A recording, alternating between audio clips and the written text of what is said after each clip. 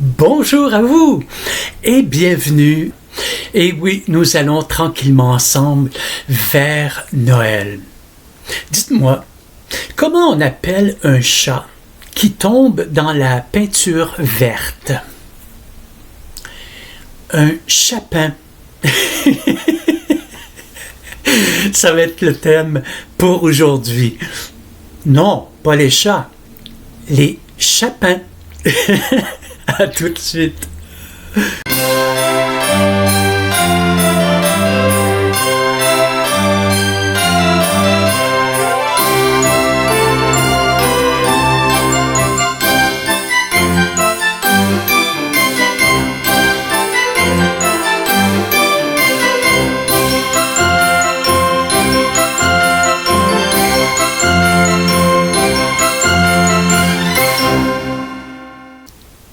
Et oui, les sapins. Qui ne fait pas un sapin? C'est très régulier en Amérique du Nord et en Occident, en France, en Suisse, en Belgique. Et le tout part de l'Allemagne. C'est étonnant parce que ici au Québec, nous avons développé nos propres traditions de Noël et du temps des fêtes. Mais ça provient beaucoup de l'Europe. Spécialement de l'Allemagne et de la France. C'est en 1521 que la première fois, dans un conte où on nomme le sapin de Noël. C'est dans le conte qui a pour titre Célestat et le sapin, en 1521. Et le sapin n'est pas décoré, il est mentionné comme quoi que c'est un arbre de Noël en 1521, imaginez. Mais le premier sapin qui a été introduit dans la maison, oui, c'est en Allemagne. Et il n'était pas décoré, on déposait simplement le sapin comme ça dans la maison. Un sapin de Noël est un arbre décoré pour Noël. Mais la fête du solstice d'hiver et de plusieurs croyances de la mythologie nordique. Ce sapin est associé par les chrétiens à la nativité du Christ depuis le Moyen Âge. La coutume s'est développée dans les régions germaniques, y compris l'Alsace, où les premiers témoignages écrits font leur apparition à la Renaissance. Les protestants allemands ont apporté l'arbre dans leur maison. Puis, la popularité du sapin a été très étendue dans la seconde moitié du 19e siècle. Dans le reste de l'Europe et en Amérique du Nord, ce sont les protestants qui ont amené le sapin à l'intérieur de la maison, toujours pas décoré. Et la religion catholique a été contre très longtemps. Est-ce que les protestants, sachant que les catholiques n'étaient pas d'accord, les ont testés en rentrant le sapin dans la maison? Du moins, ça a été une bonne idée, puisque encore aujourd'hui, nous en profitons de ce symbole qui représente la vie. Aujourd'hui, il existe une grande variété d'ornements, tels que des guirlandes, des boules, des cannes de bonbons. Un ange, une étoile peut être placé au sommet de l'arbre pour présenter l'ange Gabriel ou l'étoile de Bethléem. Le premier sapin décoré dans le monde, c'est en 1510. En 1510, en Lettonie. Et oui, c'est surprenant, hein? En Lettonie, ça a été le premier sapin décoré. Et vous savez, dans ce temps-là, on décorait avec des fruits.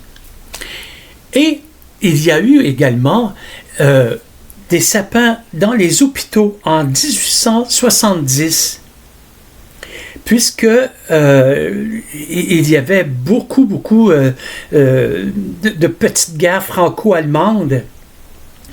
Et pour égayer la salle où les blessés étaient en convalescence, on y mettait des sapins décorés.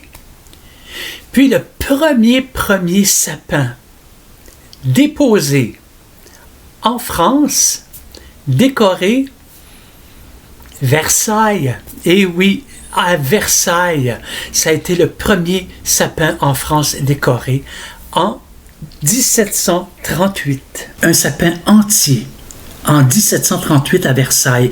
C'est l'épouse de Louis XV et qui a eu l'idée d'installer le sapin à Versailles. Puis un siècle plus tard, il sera aux Tuileries, à Paris. Puis on a inséré les chandelles dans les arbres, qui étaient très dangereux, mais c'était joli. C'était pour nommer le solstice d'hiver. C'est spécial. Et vous savez que c'est le protestant Martin Luther qui a inséré le premier des chandelles dans les sapins. Il était sorti à l'extérieur de chez lui et puis, à travers les arbres, il voyait les étoiles. Et il voulait recréer cela à l'intérieur de chez lui, à son sapin. Et ça fait boule de neige. Puis en 1521, en Alsace, un premier sapin tout décoré dans le salon. Puis en 1837, il y a eu la princesse Mecklenburg qui, après son mariage avec le duc d'Orléans, a décidé, elle aussi, d'installer un immense sapin à la maison. Puis, toujours dans ces années 1700, eh bien, Mitra, c'est une légende qui nommait également, qui signifiait la fête du solstice d'hiver. Mitra était extrêmement souligné. En 1841, c'est au tour de l'Angleterre. Oui, c'est le prince Albert qui a décidé d'installer un sapin dans la maison. Le prince Albert, c'était le mari de la reine Victoria. Mais dans ce temps-là, décorer le sapin était une cérémonie, oui. Et dans ce temps, même durant les années 1800-1900 et le 20e siècle, et encore au 21e siècle, c'est une cérémonie. C'était une cérémonie dans ce temps-là de décorer le sapin. On invitait les voisins, pour ceux qui étaient moins en moyens financièrement, on invitait les voisins, les cousines, les cousins, toute la famille était là. On s'amusait et on décorait le sapin. Et encore aujourd'hui, vous savez, même dans les petites familles d'aujourd'hui, on prend le temps de décorer le sapin en famille. Et si tu es trop petit ou trop petite, on te prend et on te monte jusqu'au haut du sapin pour que tu puisses déposer l'étoile. C'est toujours cérémonial. Puis en 1492, à Strasbourg, en France, eh bien, le maire de Strasbourg a fait venir de Rome 9 hyper immenses sapins. À imaginer, dans ces années, c'était pas évident. Eh bien, le maire a distribué aux 9 plus grandes communes de Strasbourg un sapin. Il était public. Et c'était un sapin mis comme ça, sans décoration comme telle. Sauf que dans certaines villes, il y a des gens qui fabriquaient quelques guirlandes et ils allaient décorer le sapin comme ça. Mais majoritairement, le sapin était nu de décoration, mais le symbole était très fort pour la Noël. Puis, il est vendu à travers le Canada et le Québec. C'est un grand producteur. Et la tradition voulait que le sapin soit décoré et placé au salon 18 jours avant la Noël. C'était la tradition. Puis, les États-Unis est un producteur de sapins. Toutefois, les plus grands producteurs de sapins en Amérique du Nord, c'est le Québec. Et oui, le Québec vend 1/3 de ses sapins de Noël aux États-Unis. Quand vous voyez là, ces sapins là, ces gros sapins vendus à New York dans les films de Noël et tout, mais c'est des sapins du Québec. Et nous sommes un grand producteur de sapins. Mais il ne faut pas croire que le Québec est un grand producteur de sapins, qu'ils prennent des sapins ici et là partout. Pas du tout. Non, c'est des endroits où il y a vraiment implantation de sapins uniquement pour être vendus pour la Noël. Ce qui est intéressant de les sapins du Québec, c'est que lorsque est passée la fête des rois, l'école recommence, les congés sont terminés, eh bien, les villes, ici au Québec, font en sorte que vous déposez votre sapin à l'extérieur. Il y a 2 dates précises et la ville ramasse tous les sapins. Parce qu'on en fait des copeaux. Des copeaux qu'on place à la base des plantes et des fleurs de la ville pour le printemps et l'été. Ça aide énormément pour l'humidité. Également, on fabrique des bancs de parc. C'est quand même génial. Parce qu'un sapin artificiel, ça peut être beau. Mais, écologiquement parlant, ça sent pas bon. Oui, j'oubliais de vous dire qu'en 1521, le premier sapin décoré en France, c'était en Alsace. Eh oui. Et le premier sapin décoré dans une maison au Québec, eh bien, c'est à Sorel. Et oui, à Sorel, il est posté, il décore, et aidé par sa femme, un sapin selon la coutume de son pays. Et oui, l'idée vient du général allemand Friedrich Adolphus Riedisel.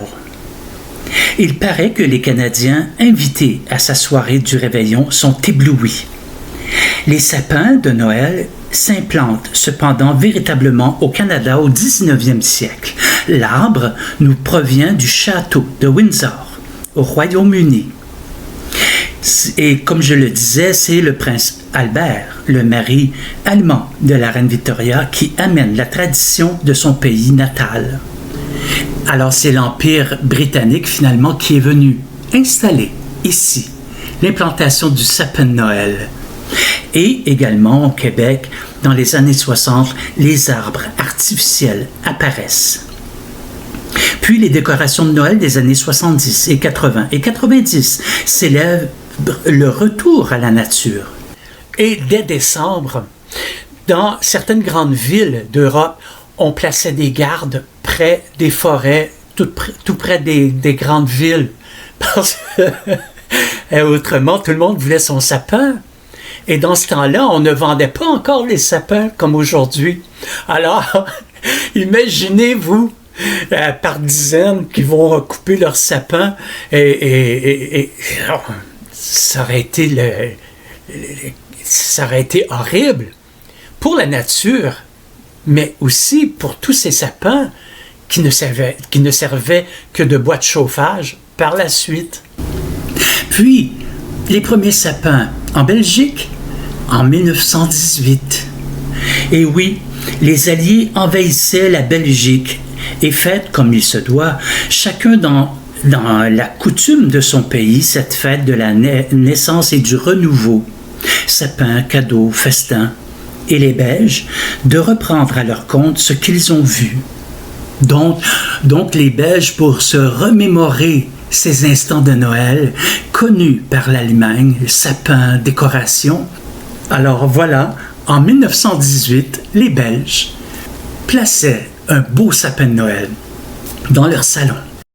Et vous savez qu'en Suisse, là encore, comme la religion catholique, on ne voulait pas que le sapin soit dans la maison, qui ont imposé le sapin dans les maisons en Suisse. C'est pour dire, ils se sont vraiment imposés, parfois de façon négative, mais d'autres fois de façon positive et heureuse. Mais il ne faut pas oublier les États-Unis. qui est en 1941. C'est un groupe de notables du Calais en France, petit village du Maine, adressait une lettre au président Roosevelt lui proposant un sapin de Noël de l'île Sainte-Croix pour décorer la Maison Blanche. Et il accepta. Donc, c'est en 1941 que le premier sapin aux États-Unis décoré sera la Maison Blanche. Et comment les décorations sont arrivées dans les sapins de Noël à la maison, dans les maisons, dans ces années-là? Eh bien, c'est que, comme je vous disais, Versailles et bien d'autres grands de ce monde, de ce temps, décoraient les sapins. Et vous savez comment c'est. Mais le peuple veut imiter ces gens. C'est encore la même chose aujourd'hui. Les jeunes veulent imiter les artistes d'Hollywood. Ça a toujours été les Elvis, hein, la coupe de cheveux d'Elvis, puis ainsi de suite. Eh bien, c'est ça, ils ont influencé les peuples. Et ce sont les gens à la maison qui ont commencé à décorer les sapins, se disant « Ah bien, si l'élite décore leur sapin, nous aussi, on peut décorer notre sapin. » Aujourd'hui, on a des sapins artificiels de toutes les couleurs, même différents verts pour les sapins naturels, selon. Mais les gens aujourd'hui peuvent personnaliser leur sapin. Je vous présente, j'en ai juste un petit bout, j'ai retrouvé une photo de notre sapin quand j'étais enfant. Regardez les pic-pics comme ça. Il devait avoir 2,5 pieds à peu près, c'était pas très grand, mais nous étions éblouis devant ce sapin artificiel pic-pic. C'était tellement... Je peux pas décrire l'émotion que je ressentais enfant devant ce sapin. Et aujourd'hui, c'est ça, nous personnalisons les sapins, les couleurs, les formes.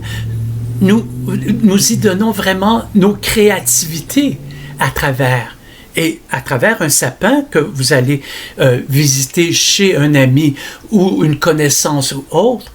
Vous découvrez un peu la personnalité de la personne.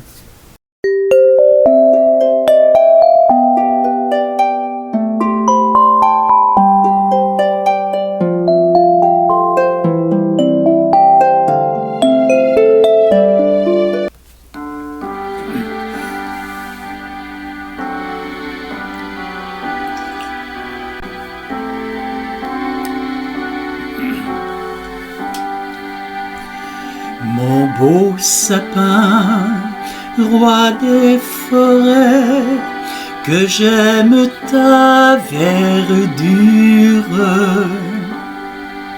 Quand par l'hiver, bois et guérets sont dépouillés de leurs attraits.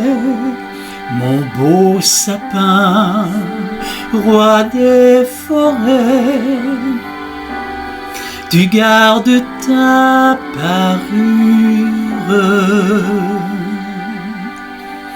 Toi que Noël planta chez nous au saint anniversaire.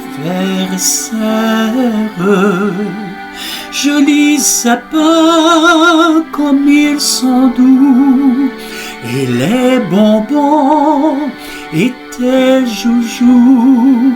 Toi que Noël planta chez nous, tout brillant de lumière. Mon beau sapin, tes verts sommets et leur fidèle ombrage, de la foi qui ne ment jamais, de la constance et de la paix. Mon beau sapin, tes verts sommets m'offrent la douce image. Alors voilà, c'est ici que prend fin la case numéro 4. J'espère que vous avez adoré, que vous avez aimé en apprendre davantage sur les sapins. Même si on a certaines connaissances, juste de se rappeler l'importance du sapin dans la maison, c'est-à-dire ça représente la vie, Dieu, ça représente la lumière, la naissance, la renaissance. Donc, voilà l'importance, même si chez moi, il est tout petit, mon sapin maintenant. Ben, c'est pas grand chez moi, dans mon 3 pièces. Alors, mais je trouve ça important d'avoir ce petit sapin. Bon, c'est traditionnel, mais aussi c'est représentatif pour moi. Et naturellement, toute cette lumière qui déborde fait du bien parce que nous savons que le soleil se couche plus tôt. Et en changeant l'heure également, alors il fait noir vers 15h30, là, il commence à faire noir. Alors, c'est important de mettre de la lumière dans nos vies, pour le moral, et pour égayer également notre intérieur. Merci de vos présences, merci de partager mes vidéos, et je vous souhaite une excellente journée. Et je vous dis à demain, pour une autre case du calendrier de l'Avent. Salut!